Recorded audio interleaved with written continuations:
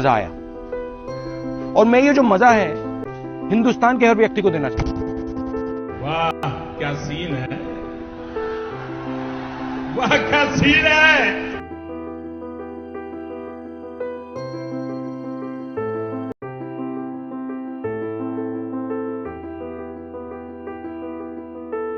A few moments later.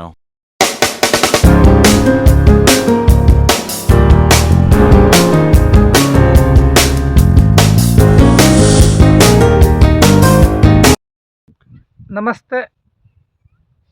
ಈಗಾಗಲೇ ಸಾಕಷ್ಟು ಜನ ಶಿಬಿರಾರ್ಥಿಗಳು ಕೂಡ ತಮ್ಮ ಅಭಿಪ್ರಾಯವನ್ನು ಹಂಚಿಕೊಂಡಿದ್ದಾರೆ. ಈ ದಿನ ನಾವು ಇಲ್ಲಿ ಪ್ರಕೃತಿ ಚಿಕಿತ್ಸೆಯ ಒಂದು ಭಾಗವಾಗಿರುವಂತಹ ಮಣ್ಣಿನ ಚಿಕಿತ್ಸೆ ಅಥವಾ ಮೃತ್ತಿಕಾ ಸ್ನಾನ ಅಥವಾ ಮಡ್ ಥೆರಪಿ ಅಂತ ಏನು ಕರಿತೀವಿ, ಆ ಒಂದು ಚಿಕಿತ್ಸೆಯನ್ನು ಹಿರಿಸೇವೆಯಲ್ಲಿ ನಡೀತಾ ಇರುವಂತಹ ಯೋಗ ಮತ್ತು ಪ್ರಕೃತಿ ಚಿಕಿತ್ಸಾ ಶಿಬಿರದ ಭಾಗವಾಗಿ ಈ ದಿನ ನಾವು ಇಲ್ಲಿ ಹಮ್ಮಿಕೊಂಡಿದ್ದು.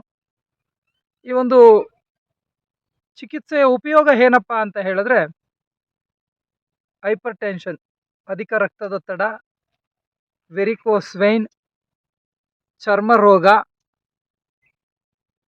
ಇನ್ನು ಮುಂತಾದ ರೋಗಗಳಲ್ಲಿ ಅತ್ಯಂತ ಪರಿಣಾಮಕಾರಿಯಾಗಿ ಮಣ್ಣು ಔಷಧಿಯಾಗಿ ಕೆಲಸವನ್ನು ಮಾಡುತ್ತೆ. ಇಲ್ಲಿ ಈ ಒಂದು ಚಿಕಿತ್ಸೆಗೆ ಬಳಸಲಾಗುವಂತಹ ಮಣ್ಣು ಶುದ್ಧವಾದಂತಹ ಉತ್ತದ ಮಣ್ಣಾಗಿರುತ್ತೆ, ಅಥವಾ ಭೂಮಿಯ ಆಳದಿಂದ ಒಂದು 3ರಿಂದ 4 ಅಡಿ ಆಳದಲ್ಲಿ ಯಾವುದೇ ರಾಸಾಯನಿಕಗಳನ್ನು ಬೆರೆಸಿಲ್ಲದೆ ಹೋಗಿರುವಂತಹ ಭೂಮಿಯಲ್ಲಿ ಶುದ್ಧವಾದಂತಹ ಮಣ್ಣನ್ನು ತೆಗೆದುಕೊಂಡು ಕೂಡ ಅದನ್ನು ಹದವಾಗಿಸಿಕೊಂಡು ಚಿಕಿತ್ಸೆಗೆ ಬಳಸ್ಕೋಬೋದು.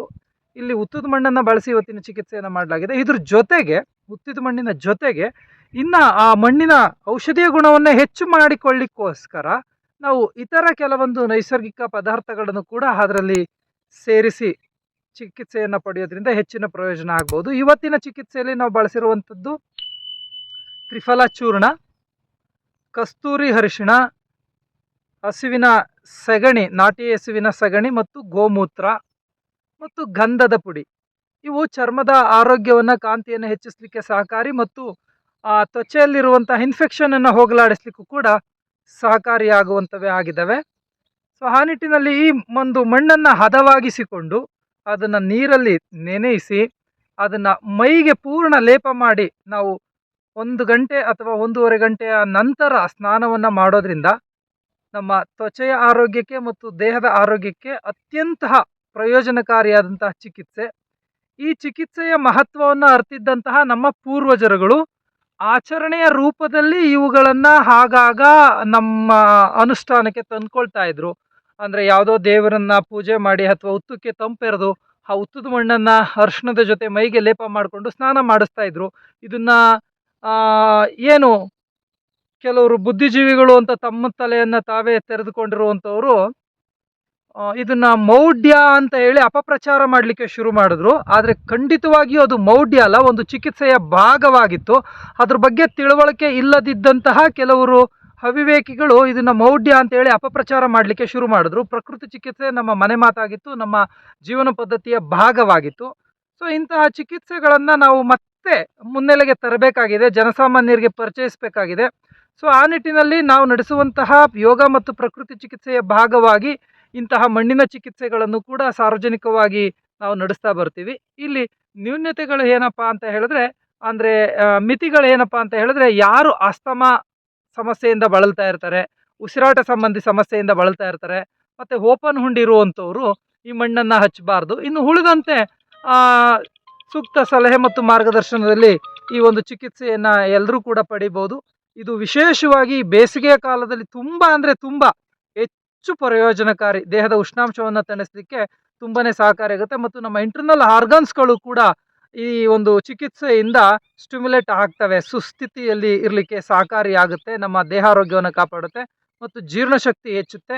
ಮತ್ತು ಚರ್ಮದ ಏನು ನಮ್ಮ ರೋಮಕೂಪಗಳು ತೆರೆದುಕೊಂಡು ಚರ್ಮದಲ್ಲಿ ಉತ್ತಮವಾದಂಥ ರಕ್ತ ಪರಿಚಲನೆ ಮತ್ತು ಚರ್ಮದ ಮೂಲಕ ಉಸಿರಾಟ ಕ್ರಿಯೆ ಹೆಚ್ಚಿ ನಮ್ಮ ಚರ್ಮದ ಆರೋಗ್ಯಕ್ಕೂ ಕೂಡ ಇದು ಸಹಕಾರಿಯಾಗುತ್ತೆ, ದೇಹದಿಂದ ಟಾಕ್ಸಿನ್ಸನ್ನು ಹೊರಹಾಕಿಸುತ್ತೆ. ಸೊ ಇಂಥ ಚಿಕಿತ್ಸೆಗಳನ್ನು ಹೆಚ್ಚು ಹೆಚ್ಚು ಜನ ಅನುಸರಿಸುವಂತೆ ಆಗಬೇಕು. ಈ ಚಿಕಿತ್ಸೆಗಳು ಮನೆ ಮಾತಾಗಬೇಕು. ಪ್ರಕೃತಿ ಚಿಕಿತ್ಸೆ ನಮ್ಮ ಜೀವನದ ಭಾಗವಾಗಬೇಕೇ ವಿನಃ ಕೇವಲ ಪ್ರಕೃತಿ ಚಿಕಿತ್ಸಾಲಯಕ್ಕೆ ಹೋಗಿ ನಾವು ಚಿಕಿತ್ಸೆಯನ್ನು ಪಡೆಯುವಂತೆ ಆಗಬಾರ್ದು ಅನ್ನುವಂಥ ಆಶಯವನ್ನು ಇಟ್ಕೊಂಡು ನಾವು ಪ್ರತಿ ಹಳ್ಳಿಗಳಲ್ಲಿ ತಾಲೂಕು ಮಟ್ಟದಲ್ಲಿ ಶಿಬಿರಗಳನ್ನು ನಡೆಸ್ತಾ ಇದ್ರ ಬಗ್ಗೆ ಅರಿವನ್ನು ಮೂಡಿಸ್ಕೊಂಡು ಬರ್ತಾ ಇದ್ದೀವಿ. ಅದ್ರ ಭಾಗವಾಗಿ ಇಲ್ಲಿ ಇವತ್ತು ಸುಮಾರು 25-30 ಜನರು ಈ ಒಂದು ಚಿಕಿತ್ಸೆಯ ಪ್ರಯೋಜನವನ್ನು ಪಡ್ಕೊಂಡು ಅವರ ಅಭಿಪ್ರಾಯವನ್ನು ಹಂಚ್ಕೊಂಡಿದ್ದಾರೆ. ಸೊ ಈ ಚಿಕಿತ್ಸೆ ಎಲ್ರಿಗೂ ಕೂಡ ತಲುಪುವಂತೆ ಆಗಲಿ, ಈ ಚಿಕಿತ್ಸೆಯ ಪ್ರಯೋಜನವನ್ನು ಸರ್ವರು ಕೂಡ ಸದ್ಬಳಕೆ ಮಾಡಿಕೊಳ್ಳಿ ಅಂತ ನಾನು ಈ ಸಂದರ್ಭದಲ್ಲಿ ಆಶಯವನ್ನು ವ್ಯಕ್ತಪಡಿಸ್ತೀನಿ. ಮರಳಿ ಪ್ರಕೃತಿ ಮಾತೆಗೆ ನಾವೆಲ್ಲರೂ ಕೂಡ ಪ್ರಕೃತಿಯ ಮಡಿಲಿಗೆ ಹೋಗೋಣ, ಪ್ರಕೃತಿಯ ನಿಯಮಗಳನ್ನು ಒಪ್ಕೊಳ್ಳೋಣ. ಧನ್ಯವಾದಗಳು ಬಂಧುಗಳೇ. ಸ್ವಾಸ್ಥ್ಯ ಫೌಂಡೇಶನ್ ನಾಗಮಂಗಲ ಮತ್ತು ಬಸವ ಯೋಗ ಸಮಿತಿ ಹಿರಿಸಾವೆ ವತಿಯಿಂದ 15 ದಿನಗಳ ಯೋಗ ತರಬೇತಿ ಶಿಬಿರವನ್ನು ಆಯೋಜಿಸಲಾಗಿತ್ತು. ಇದರ ಅಂಗವಾಗಿ ಇಂದು ಮಡ್ ಬಾತ್ ಮಣ್ಣಿನ ಚಿಕಿತ್ಸೆಯನ್ನು ಮಾಡಲಿಕ್ಕೆ ಲಕ್ಷ್ಮಣ್ ಜಿ ಅವರ ಮಾರ್ಗದರ್ಶನದಲ್ಲಿ ನಾವು ಇವತ್ತು ಎಲ್ಲ ಒಟ್ಟು ಸೇರಿದ್ವು.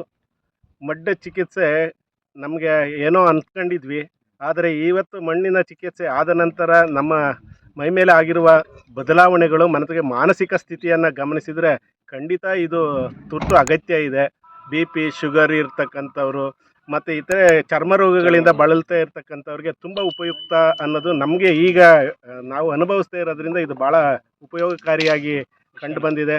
ಹೀಗಾಗಿ ಇದರ ಮಿಶ್ರಣವನ್ನು ಮಾಡಿ ಮಣ್ಣು, ಗುತ್ತದ ಮಣ್ಣು, ಆಮೇಲೆ ಗಂಧ ಚೂರ್ಣ, ಹಾಗೆ ತ್ರಿಫಲ ಚೂರ್ಣ, ಗೋಮೂತ್ರ, ನಾಟಿ ಹಸುವಿನ ಮೂತ್ರ ಮತ್ತು ಸಗಣಿ, ಇವುಗಳ ಅರಿಶಿನ ಪುಡಿ ಇವೆಲ್ಲನೂ ಮಿಶ್ರಣ ಮಾಡಿ ಹಾಕಿದ್ರಿಂದ ಚರ್ಮಕ್ಕೆ ಭಾಳ ಪರಿಣಾಮಕಾರಿಯಾಗಿ ಆಗಿದೆ. ಬಹುಶಃ ನಮ್ಮ ಚರ್ಮ ಕಪ್ಪು ವರ್ಣದಿಂದ ಸ್ವಲ್ಪ ಬದಲಾವಣೆಯನ್ನು ನಾವು ನಮ್ಮ ಚರ್ಮದಲ್ಲಿ ನಾವು ಇವತ್ತು ಕಾಣ್ತಾ ಇದ್ದೇವೆ. ಚರ್ಮದ ಮೇಲೆ ಪರಿಣಾಮ ಅಷ್ಟೇ ಅಲ್ಲ, ನಮ್ಮ ಮಾನಸಿಕ ಸ್ಥಿತಿಗತಿಯಲ್ಲೂ ಸಹ ಬದಲಾವಣೆಯನ್ನು ಕಾಣ್ತೇವೆ. ಭಾಳ ಹಗುರ ಅನ್ನಿಸ್ತಾ ಇದೆ ದೇಹ ಎಲ್ಲ. ಹಾಗೆ ಇದರ ಸ್ನಾನ ಚೆನ್ನಾಗಿ ಒಣಗಿದ ನಂತರ ಸ್ನಾನ ಮಾಡಿ ಆದ ನಂತರ ನಿಂಬೆಹಣ್ಣು ಅಥವಾ ಕಾಯಿ ಹಾಲಿನ ರಸ ಮತ್ತು ಅದಕ್ಕೆ ಬದಲಾಗಿ ಕೊಬ್ಬರಿ ಎಣ್ಣೆ ಹಚ್ಚಿದ್ದಂತೂ ಚರ್ಮದ ಮೇಲೆ ಕಾಂತಿಯುಕ್ತವಾಗೋದಕ್ಕೆ ನಾವು ಈಗ ಗಮನಿಸ್ತಾ ಇದ್ದೀವಿ. ನಮ್ಮ ಚರ್ಮ ಎಲ್ಲ ತುಂಬ ಬದಲಾಗಿದೆ, ಕಲರ್ ಬದಲಾಗಿದೆ. ಹಾಗಾಗಿ ಈ ಚಿಕಿತ್ಸೆ ತುಂಬ ಉತ್ತಮ. ಅವರು ಹೇಳಿದಂತೆ ತಿಂಗಳಿಗೊಂದು ಸಲ ಅಥವಾ ಬಿಸಿಲು ಹೆಚ್ಚಿದ್ದಾಗ ವಾರಕ್ಕೊಂದು ಸಲ ಈ ಥೆರಪಿಯನ್ನು ಮಾಡಿಸ್ಕೊಳ್ಳೋದ್ರಿಂದ ತುಂಬ ಉಪಯುಕ್ತ ಆಗ್ತದೆ ಅನ್ನೋದನ್ನು ನಾವೆಲ್ಲರೂ ಮನಗಂಡಿದ್ದೇವೆ. ಎಲ್ಲರೂ ಭಾಳ ಖುಷಿಯನ್ನು ಅನುಭವಿಸಿ ನಮ್ಮೆಲ್ಲ ಸ್ನೇಹಿತರು ಈ ಆನಂದವನ್ನು ಹಂಚ್ಕೊಂಡಿದ್ದೇವೆ. ಹಾಗಾಗಿ ಇದೊಂದು ಪ್ರಕೃತಿ ಚಿಕಿತ್ಸೆ ತುಂಬ ಅತ್ಯುತ್ತಮವಾದದ್ದು. ಇಲ್ಲಿ ಸರಳವಾಗಿ ಯೋಗದ ಜೊತೆಯಾಗಿ ನಡೆದಿದ್ದು ನಮಗೆ ಭಾಳ ಆನಂದವನ್ನು ಕೊಟ್ಟಿದೆ. ಲಕ್ಷ್ಮಣ್ ಜಿ ಅವರಿಗೆ ನಾವು ತುಂಬ ಹೃದಯದ ಕೃತಜ್ಞತೆಗಳನ್ನು ಅರ್ಪಿಸ್ತಾ ಇದ್ದೀವಿ. ಈ ಒಂದು ಯೋಗ ಶಿಬಿರವನ್ನು ನಮ್ಮ ಲಕ್ಷ್ಮಣ್ ಜಿ ಅವರ ನೇತೃತ್ವದಲ್ಲಿ ನಡೀತು. ತುಂಬ ಉಪಯುಕ್ತವಾಗಿತ್ತು. ಈ ಒಂದು ಯೋಗ ಕಾರ್ಯಕ್ರಮದ ಒಂದು ಹಂತವಾಗಿ ಒಂದು ಮಣ್ಣಿನ ಚಿಕಿತ್ಸೆ ಅನ್ನೋ ಒಂದು ಕಾರ್ಯಕ್ರಮವನ್ನು ನಮಗೆ ಗೊತ್ತಿರಲಿಲ್ಲ. ಇದ್ರ ಬಗ್ಗೆ ಒಂದು ತಿಳುವಳಿಕೆ ನೀಡಿ ಅದರಲ್ಲಿ ಸುಮಾರು ಚರ್ಮ ರೋಗಗಳು ಮತ್ತು BP ಇರತಕ್ಕಂಥವ್ರಿಗೆ ತುಂಬ ಅನುಕೂಲ ಆಗುತ್ತೆ ಅಂತ ತಿಳ್ಕೊಂಡಿದ್ದು. ಇಲ್ಲಿ ಬಂದಾಗ ನಮ್ಗೆ ಅರಿವಾಗಿದ್ದು ಎಲ್ಲ ಒಟ್ಟಿಗೆ ಸೇರಿಕೊಂಡು ನಾವು ಮನಸ್ಸಿಗೂ ತುಂಬ ಒಂದು ಉಲ್ಲಾಸವಾದ ವಾತಾವರಣವನ್ನು ತಂದು ಎಲ್ಲರೂ ತುಂಬ ಸಂತೋಷವಾಗಿ ಈ ಒಂದು ಏನು ಮಣ್ಣಿನ ಚಿಕಿತ್ಸೆಯನ್ನು ಅನುಭವಿಸಿದ್ರು. ಅವ್ರ ಮುಖ ಭಾವನೆಗಳೇ ಹೇಳ್ತಾ ಇದ್ದಾವೆ. ಹಾಗೆ ಈ ಒಂದು ಮಣ್ಣಿನ ಚಿಕಿತ್ಸೆಯಲ್ಲಿ ನಾಟಿ ಹಸುವಿನ ಸಗಣಿ, ಗಂಜಲ, ಅರಿಶಿಣ ಮತ್ತು ಗಂಧ ಇವೆಲ್ಲ ಮಿಶ್ರಣವನ್ನು ಒಂದು ಹದ ಮಾಡಿ ಲಕ್ಷ್ಮಣ್ ಜಿ ಅವರು ತಯಾರು ಮಾಡಿದರು.